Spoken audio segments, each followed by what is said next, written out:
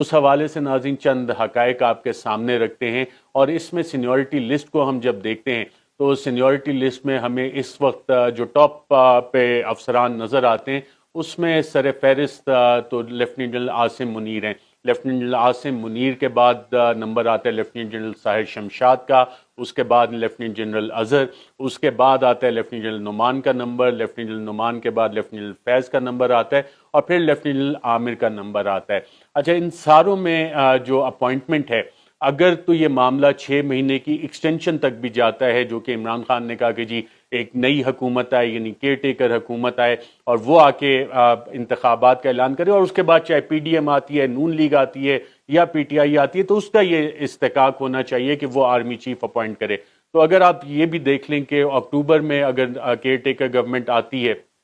یا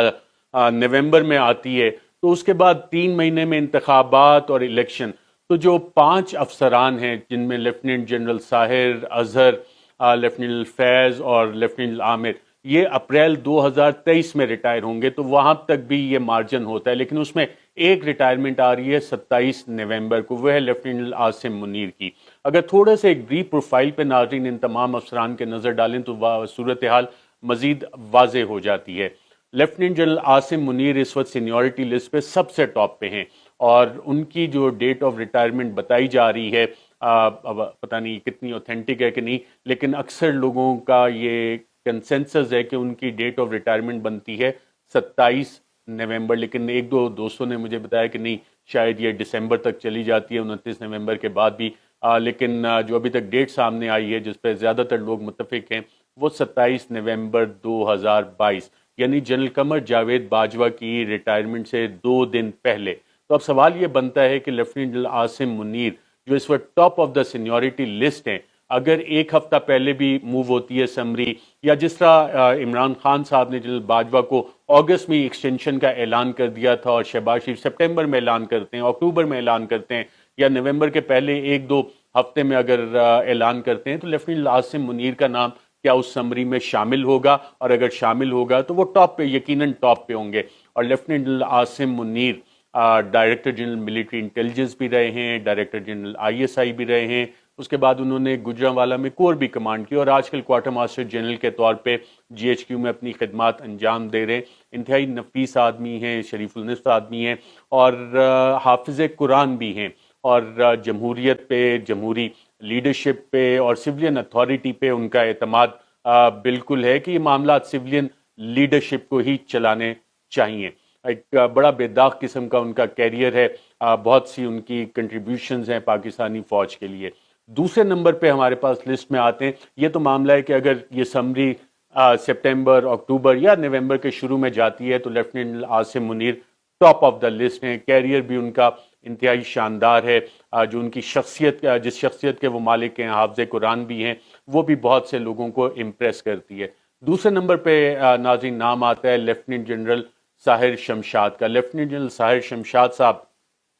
انتہائی اچھے آدمی بھی ہیں، اور ڈائریکٹر جنرل ملٹری آپریشنز بھی رہ چکے ہیں۔ ڈائریکٹر جنرل ملٹری آپریشنز کے علاوہ جو ایک امپورٹنٹ اسائنمنٹ ان کے پاس تھی وہ چیف آف جنرل سٹاف کی تھی، اور چیف آف جنرل سٹاف کا عہدہ جو ہے پاکستان کی فوج میں کہا جاتا ہے کہ ڈائریکٹر ملٹری آپریشنز اور چیف آف جنرل سٹاف یہ نرو سینٹر کی حیثیت رکھتے ہیں، اور انٹیلیجنس کے معاملات، انفارمیشن کے معاملات، آپریشنل معاملات یہ سارے دیکھتے ہیں۔ اور اس کے بعد ان کی تعیناتی ہوگی بطور کور کمانڈر راولپنڈی، جہاں پہ ابھی تک یہ اپنی خدمات انجام دے رہے ہیں۔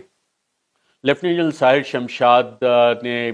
تقریباً اسی سال اپنے ایک پرانے اسکول کا دورہ بھی کیا، اسلام آباد model college for boys F84، اور وہاں پہ جو اساتذہ تھے ان کے ساتھ جو ان کی انٹریکشن ہوئی، جو باقی کولیگز کے ساتھ ان کی انٹریکشن ہوئی، اس سے بہت سے لوگوں نے ان کا بہت اچھا تاثر لیا۔ فوج پاکستان میں بھی ان کی بہت عزت کی جاتی ہے۔ مجھے یہ بتایا گیا کہ ان کا جو فارم ہے اس میں نیکسٹ آف کن میں لکھا گیا ہے پاکستان آرمی، سندھ ریجیمنٹ سے ان کا تعلق ہے، اور پوری طرح کمیٹڈ ہیں اپنے پروفیشن کے ساتھ۔ اس کے بعد ناظرین نام آتا ہے لیفٹیننٹ جنرل اظہر کا۔ لیفٹیننٹ جنرل اظہر عباس اس وقت چیف آف جنرل تھی، اس میں بھی جس امپورٹنٹ پوزیشنز پہ تھے اسے ریزالو کرنے میں کافی اہم اور کلیدی کردار انہوں نے ادا کیا۔ لیفٹیننٹ جنرل اظہر عباس کے بعد ناظرین سینیورٹی لسٹ پہ جو نام آتا ہے وہ آتا ہے لیفٹیننٹ جنرل نعمان کا. اور لیفٹیننٹ جنرل نعمان ناظرین اس سے پہلے پروموشن سے پہلے اپنی آئی ایس آئی میں ڈائریکٹر جنرل انالیسس کے طور پہ کام کرتے رہے. اس کے بعد ان کی ایک اہم تعیناتی ہوئی جو بطور کور کمانڈر پشاور تھی. جو پورا آپ کا ویسٹرن بارڈر اور خاص طور پہ جو لا اینڈ آرڈر کے معاملات تھے اس دور میں انہوں نے وہاں پہ نہ صرف ڈیولپمنٹ کو دیکھا بلکہ کاؤنٹر ٹیررزم آپریشنز جو ہے اس میں بھی باقاعدہ اس چیز پہ کو دیکھتے رہے. اور بطور D G analysis I S I جو انہوں نے کام کیا، جو ان کا پرسپیکٹیو ہے اس حوالے سے وہ انتہائی اہم ہے. اور اسی وجہ سے جو ان کی اکیڈیمک انڈرسٹینڈنگ ہے، جو ان کی آپریشنل انڈرسٹینڈنگ ہے معاملات کی، آج کل پریزیڈنٹ این ڈی یو کے طور پہ کام کر رہے ہیں. لیفٹیننٹ جنرل نعمان کے بعد ناظرین نام آتا ہے لیفٹیننٹ فیض حمید کا. لیفٹیننٹ فیض حمید جنرل باجوہ کے چیف آف سٹاف بھی رہ چکے ہیں، جی او سی پنو عاقل رہ چکے ہیں، ڈائریکٹر جنرل کاؤنٹر انٹیلیجنس رہ چکے ہیں آئی ایس آئی میں. اس کے بعد director general I S I D G I S I بھی رہے، اور پھر انہوں نے کمانڈ کی بطور کور کمانڈر پشاور، اور کور کمانڈر پشاور سے پھر انہیں تعینات کر دیا گیا کور کمانڈر بہاولپور. ان کے دور میں جو ایک سب سے انٹرسٹنگ چیز ہوئی تھی، اور پھر انہوں نے کابل کا دورہ بھی کیا اور وہاں پہ چند انہوں نے کمنٹس دیے تھے جو کہ انٹرنیشنل ہیڈ لائنز بنی. اور کہا جاتا ہے کہ lieutenant general Faiz Hameed on the job ہوتے ہیں، کوئی بھی معاملہ ہو اگر کہیں پہ پھنس جائے تو he has a solution to every problem, اور وہ اس کا سولوشن نکال لیتے ہیں. لیفٹیننٹ جنرل فیض حمید کے بعد ناظرین نمبر آتا ہے لیفٹیننٹ جنرل عامر کا. اور لیفٹیننٹ جنرل محمد عامر اس وقت پوسٹڈ ہیں کور کمانڈر گجرانوالہ کے طور پہ، اور اس سے پہلے امپورٹنٹ اسائنمنٹس پہ تعینات رہے ہیں. ماضی میں یہ سابق صدر آصف زرداری کے ملٹری سیکریٹری بھی رہے ہیں. جس طرح ایک دور میں سابق chief of the army staff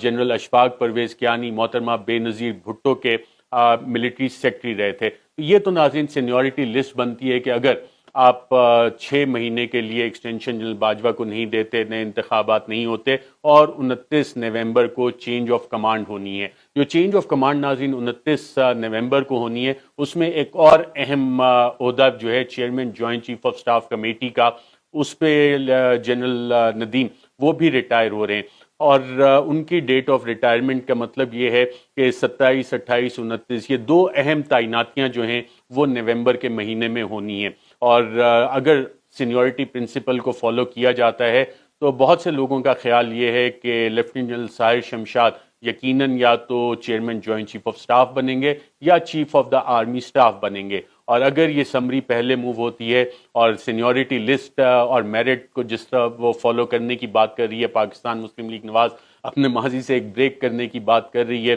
اتحادیوں سے بھی انہوں نے مشورہ لینا ہے، تو لیفٹیننٹ جنرل عاصم منیر کے بارے میں کہا جا رہا ہے کہ وہ chief of the army staff بننے کے ایک سٹرونگ کنٹینڈر بھی ہو سکتے ہیں. لیکن اگر اس میں سینیورٹی لسٹ اور 1-2 دن کو آگے پیچھے کر کے سمری موو کی جاتی ہے اور ان کا نام اس میں شامل نہیں ہوتا، تو پھر جو میں نے آپ کو معاملات بتائے ہیں کہ سینیورٹی لسٹ میں کون کون آتا ہے، وہ چیزیں ہمیں دیکھنا پڑیں گی کہ وہ تعیناتی کس طرح سے ہوتی ہے.